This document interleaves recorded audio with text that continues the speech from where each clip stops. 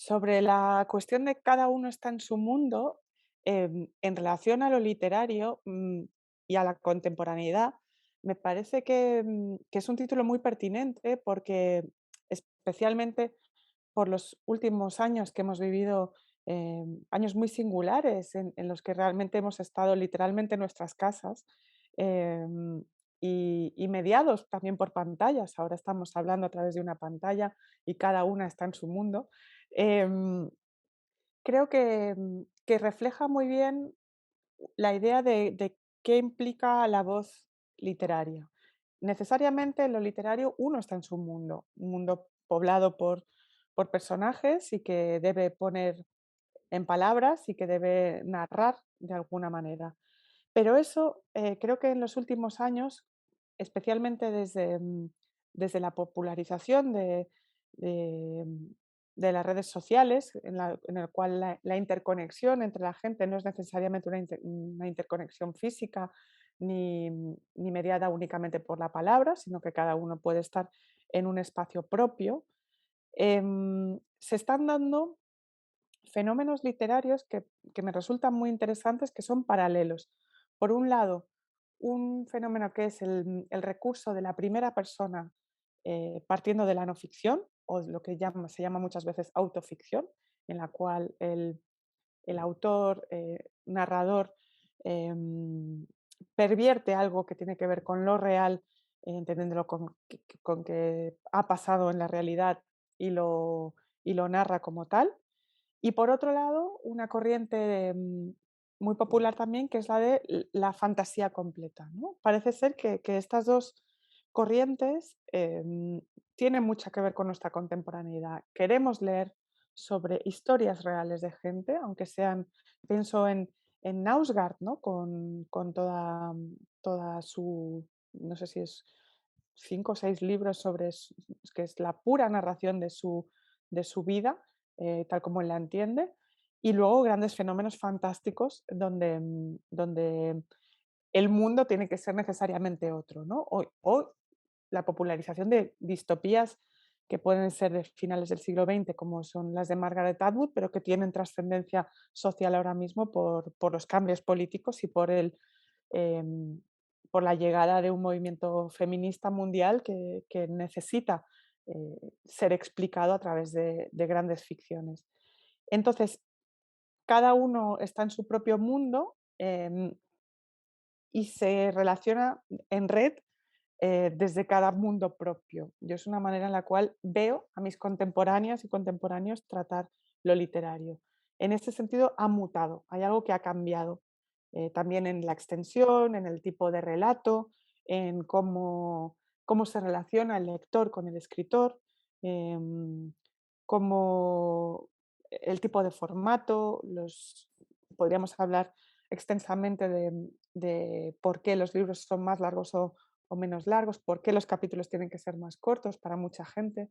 Em, la ficción es algo a lo que nos estamos enganchando de una manera distinta, de la misma manera, que no solo pasa en lo literario, sino también en la ficción audiovisual, ¿no? La necesidad de las series, de la serialización en la narrativa, me parece algo muy relacionado con dejar el espacio público compartido y estar mucho más enfocado a estar en tu propio mundo y que puedas además elegir el tipo de ficción que quieres constantemente, ¿no? Hay un abanico casi, digamos, que en algunos momentos puede resultar excesivo, ¿no? De opciones que no teníamos antes, ni para elegir música, literatura, ensayo, cine, ¿no? Es algo muy novedoso.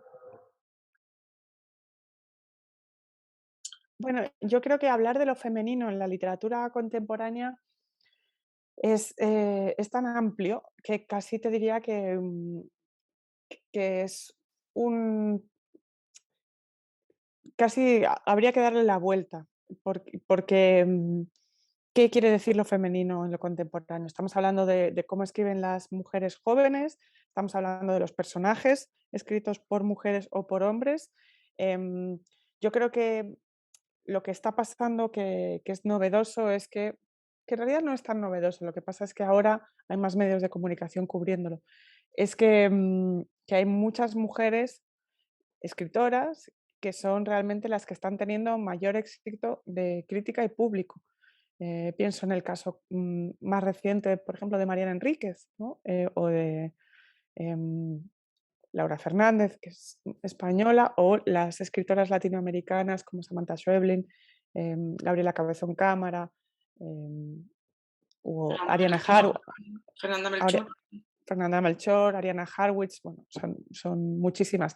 Todas candidatas, todas ellas, son la mayoría de ellas candidatas a premios em, tan prestigiosos como el Booker, que hasta hace Mm. muy recientemente em, no tenía tantos representantes de, de escritores que escriban en otras lenguas que no sean el inglés.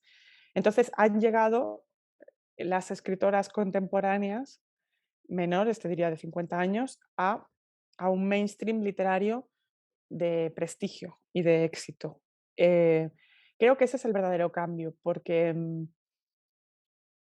la representación de lo femenino es tan variada y tan amplia que, que no, a mí no me gusta ni hablar de tendencias ni de, y no encuentro en general hilos conductores literarios. Creo que cada una es em, tremendamente peculiar y que tiene un mundo propio también.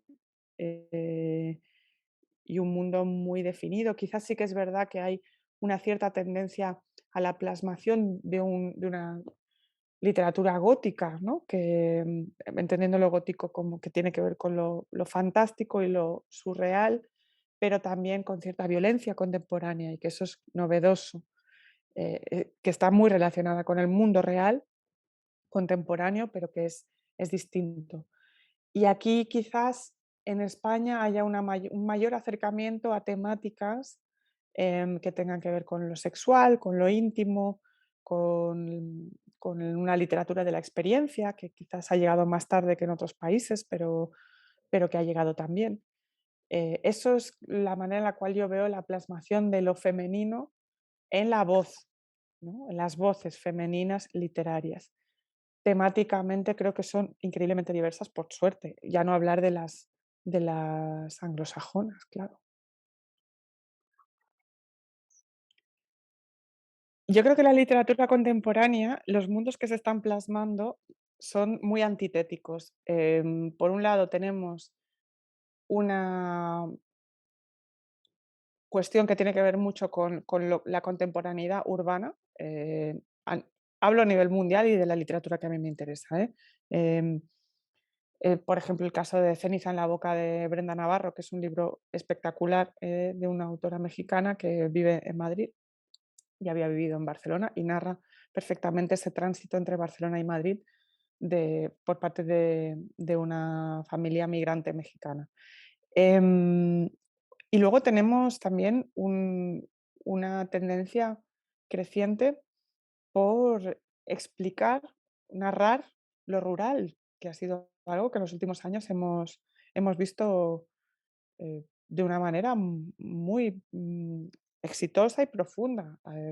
Desde Santiago Lorenzo en lo literario a María Sánchez en el ensayo, con Tierra de Mujeres, ¿no? O Cuaderno de Campo también en la poesía, porque hemos dejado de lado la poesía, pero también podríamos hablar de la experiencia del yo poético, ¿no? En lo contemporáneo. Entonces, creo que hay una diversidad total, precisamente porque cada uno narra un mundo propio y se hace desde distintos lugares. Em, Me parece que hay una creciente necesidad de narrarse, sobre todo en España, un pasado reciente, que no sean un pasado posterior a la transición española, en el cual teníamos unos relatos quizás más centrados en la narración del trauma de la guerra civil y la posguerra.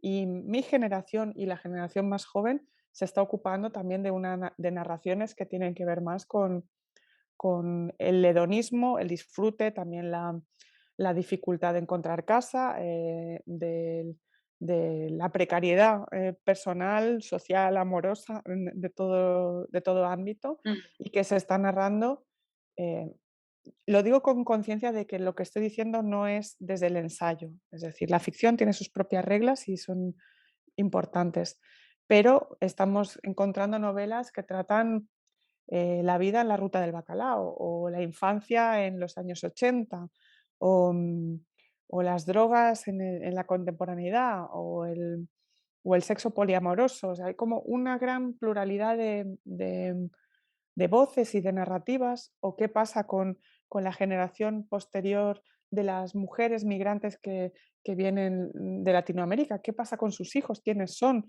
esos hijos que son españoles y que tienen su propia literatura, ¿no? Desde dónde se narra.